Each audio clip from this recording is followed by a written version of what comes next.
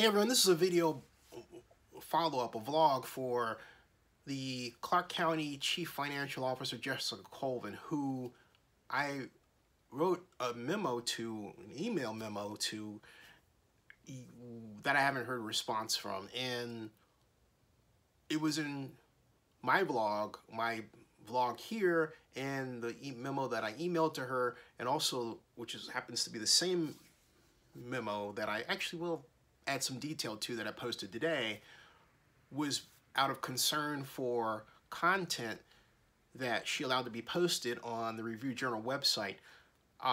In an interview with Rich Vallota over there, I found it really troublesome that, first of all, I'll just cut to the chase. Again, the stadium hotel tax that was designed by the Southern Nevada Tourism and Infrastructure Committee in 2016, and based on that rate, was based on a rosy scenario, future continued growth in Las Vegas visitors, has not brought in enough money to retire a bond debt of $750 million, let alone one of $650 million. And if you actually go online, just use a readily available debt service, municipal bond debt service calculator, municipal bond calculator. There are several available. And then take that monthly payment for the bond issue, which would be $750 million, 30 years, 3.15% interest rate, but I might add the interest rate went up to 3.25%, okay? And then multiply that monthly payment times 1.5, that resultant number is going to be greater than all but one of the months of revenue that have come in from the stadium tax. Now, Steve Sisolak said that February was $3 million. You told Vallota it was $4.8 million. Even if it's $4.8 million, that's just right at where you need to be, and not over it. You want something that's over it. You and I both know that. And then not only that, the subsequent months, January was $4.3 million, that's under. December, it was worse, okay?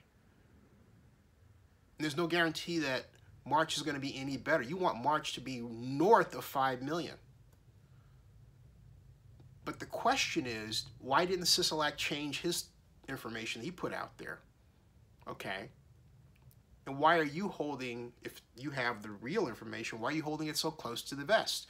Do I have to file a Public Records Act request to get it? That's insulting.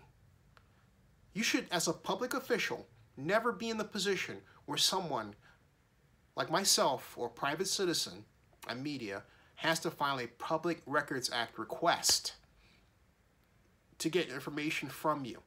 You should be forthcoming with it. Why be a cheerleader for an enormous subsidy? Is it to make sure that you get a piece of the fee that's paid out to the bond underwriters? I know that's a bad thing to say, but hey, why else push something this large? Why not say, you know what? We have a tight general fund, we have other obligations, and we need for the Raiders to pitch in $200 million more so that we can offer them a smaller subsidy. You know, everything about this aspect of the deal has been done to appease the Raiders and the developers. If you go back to the SNTIC hearings, the comparison chart that was put together by Jeremy Aguillo and the other consultants looked at how a proposed subsidy would impact on the return on investment for the developer. No one ever bothered to say, well, gee, how is this going to impact the county? All right? What was presented was this consistently increasing year-to-year rate of visitors and revenue to such a degree that even a recession showed, hey, you know, in the model, oh, everything was going to be okay. But we're into reality. We have now a year's worth of collection of monies from that tax. And over that time, we've had a reduction in visitors to Las Vegas, not just from 2016 to 2017, and for the first time since the recession of 2007, 2008, but that reduction started in June of last year before 1 October.